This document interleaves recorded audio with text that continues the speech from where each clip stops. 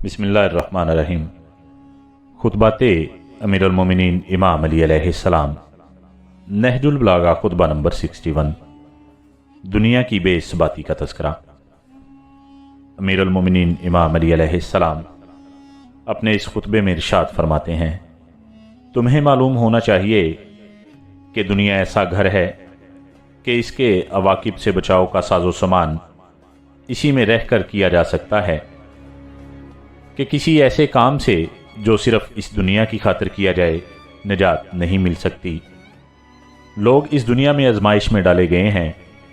लोगों ने इस दुनिया से जो दुनिया के लिए हासिल किया होगा इससे अलग कर दिए जाएंगे और इस पर इनसे हिसाब लिया जाएगा, और जो इस दुनिया से आखिरत के लिए कमाया होगा उसे आगे पहुँच कर पा लेंगे और उसी में रहें सहेंगे।